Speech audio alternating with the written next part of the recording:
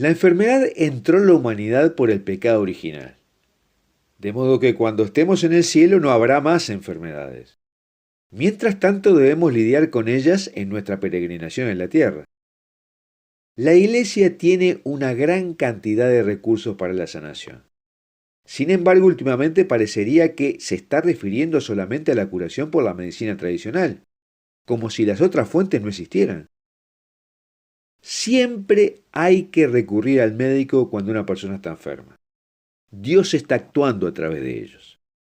Pero como la curación es un fenómeno divino y no humano, debiera ser complementado por otras acciones de apoyo. Aquí hablaremos sobre los distintos recursos de sanación que tienen los fieles a su disposición.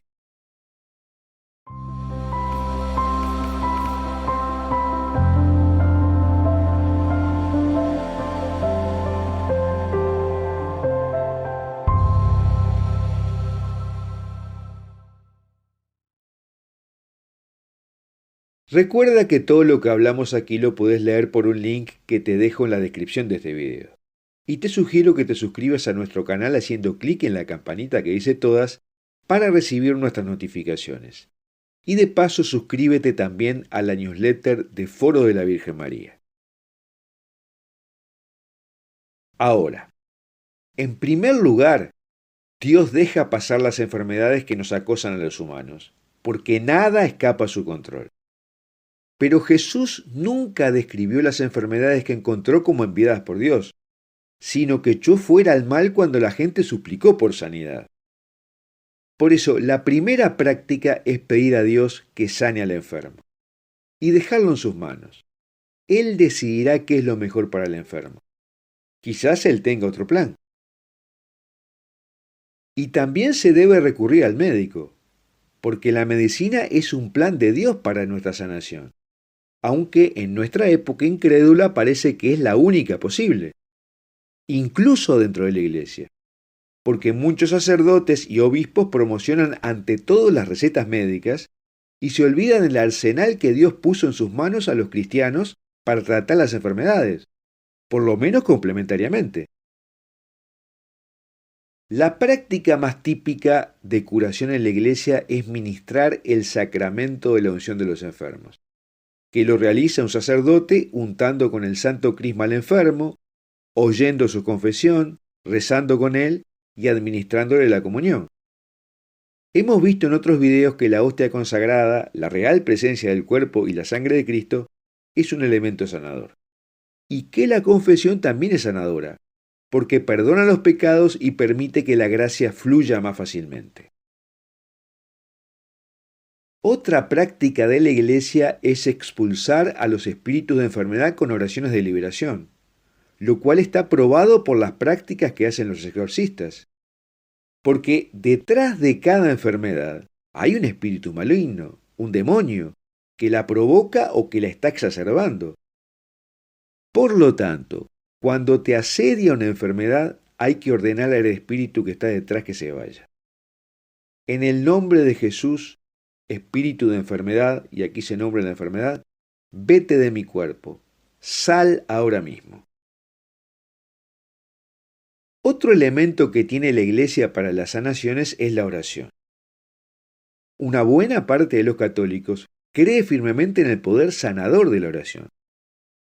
Valery Schlesing, del Instituto de Investigación y Desarrollo Psiconeurológico de Bekhterev, de San Petersburgo, ha descubierto que la oración es un poderoso remedio.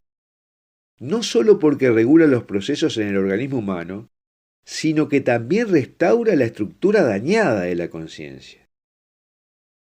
Los científicos han descubierto por encefalogramas un estado desconocido de la conciencia que han llamado comunión con Dios. Cuando las personas se sumergen en el éxtasis de la oración, el ritmo cerebral se desacelera a una frecuencia de 3 Hz. Esa frecuencia remite al cerebro a un estado infantil. Entonces, durante una oración las preocupaciones se mueven a un segundo plano, o incluso desaparecen en absoluto. Y así es posible tanto la curación física, moral y psicológica. Esto lo explicamos en otro video que recomiendo mirar. También los servicios de la iglesia, o sea, las misas, ayudan a mejorar la salud según la ingeniera y electrofísica Angelina Malakovskaya, del Laboratorio de Tecnología Médica y Biológica. Básicamente porque normaliza la presión arterial y los valores sanguíneos.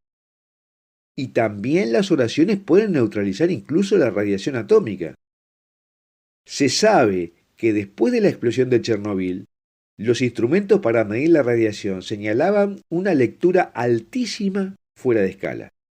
Sin embargo, la radiación de fondo era normal cerca de la iglesia San Miguel Arcángel, a 4 kilómetros de los reactores.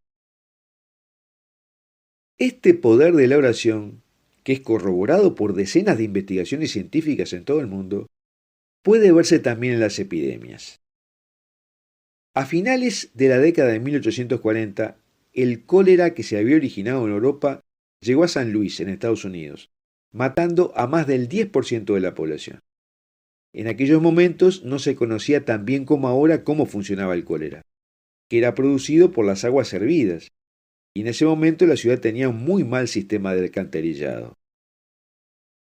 En ese momento, la Universidad de San Luis, solo para hombres, tenía 200 estudiantes internos.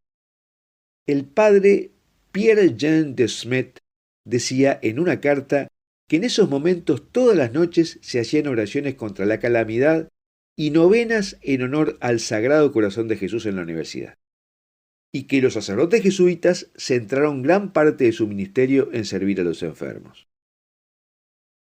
En el momento más alto de la epidemia, los alumnos se reunieron en la capilla de la cofradía, que estaba dedicada a la Virgen María, y le suplicaron que los protegiera, prometiendo que si ninguno de ellos caía víctima del cólera, colocarían en su estatua una corona de plata.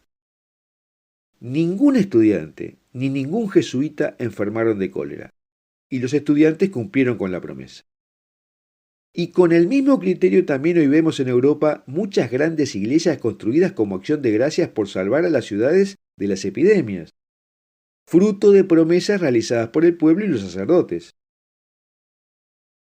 Otra herramienta dada por el cielo para curar enfermedades es la señal de la cruz sobre el agua para bendecirla. Estudios científicos realizados por la doctora Angelina Malakovskaya investigaron el agua antes y después de la bendición. Y encontraron que si se recita el Padre Nuestro sobre el agua y se hace la señal de la cruz, el número de bacterias malignas es 100 veces menor y actúa aún más contra la radiación electromagnética. Lo que se ha visto es que el agua no solo se purifica con la bendición, sino que cambia su estructura, volviéndose inofensiva y curativa. Entonces la recomendación es que se bendiga cualquier alimento y bebida, porque eso no solo tiene valor espiritual, sino también preventivo. Pero el agua diferencia el nivel de creencia de la gente, según la doctora Angelina Malakovskaya. Cuando un sacerdote consagra el agua, la densidad óptica del agua es 2.5 veces mayor. Cuando lo hace un creyente laico es 1.5 veces mayor. Pero con la bendición de un hombre no bautizado ni creyente, los cambios son insignificantes. También confirmaron que el repique de las campanas de la iglesia pueden ser curativos. Por eso, en Rusia las campanas suenan constantemente durante las epidemias, porque vieron que la gama de ultrasonido del repique de las campanas mata a los virus de la gripe, la hepatitis y el tifus. Las proteínas de los virus parecen inhibidas de transmitir alguna infección. Otros estudios científicos han demostrado el poder sanador del incienso en las iglesias, porque purifica el aire. Descubrieron que el aceite esencial derivado del incienso tiene propiedades antimicrobianas. Uno de esos estudios dice que quemar incienso reduce los recuentos de bacterias en el aire en un 68%. Otro estudio encontró que tiene efectos antiinflamatorios y anticancerígenos. Y además se ha demostrado que quemar incienso incluso tiene el poder de disminuir la depresión y la ansiedad.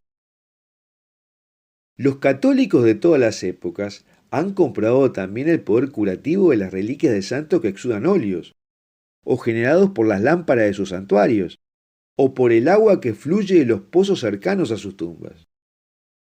Por eso en los primeros siglos cristianos había la costumbre de verter óleo sobre las reliquias o relicarios de mártires y luego recogerlos en los frascos, esponjas o pedazos de tela. Este óleo, llamado Martyris Oleum, se distribuía entre los fieles como un remedio contra la enfermedad. Aún hoy, a pesar de la apostasía dentro de la Iglesia, se siguen empleando esos óleos. Los más conocidos son el de Santa Filomena, el de Santa Walburga y el de San Nicolás de Bari, cuya tumba se abre la noche del 9 de mayo y se recoge el óleo. Recordemos también que el gran sanador hermano André Besset sanaba con el óleo de las lámparas puestas ante la imagen de San José. Y en Irlanda del Norte se sostiene que la tierra de la tumba del reverendo James McGeer, que murió en 1815, tiene propiedades curativas. McGeer se ganó la reputación de ser un sanador por la fe y en su lecho de muerte dijo: «Después que muera, la arcilla que me cubre curará todo lo que pude curar cuando estuve con ustedes mientras estaba vivo».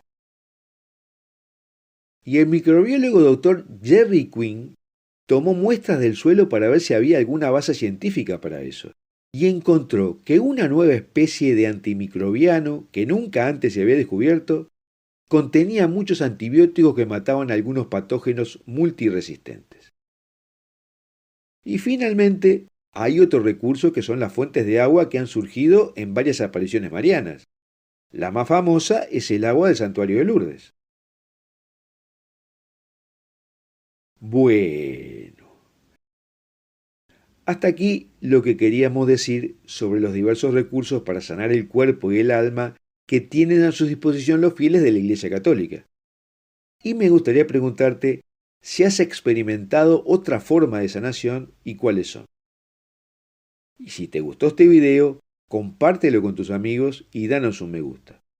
Y ahora verás en pantalla algunos videos más que hemos realizado sobre este tema.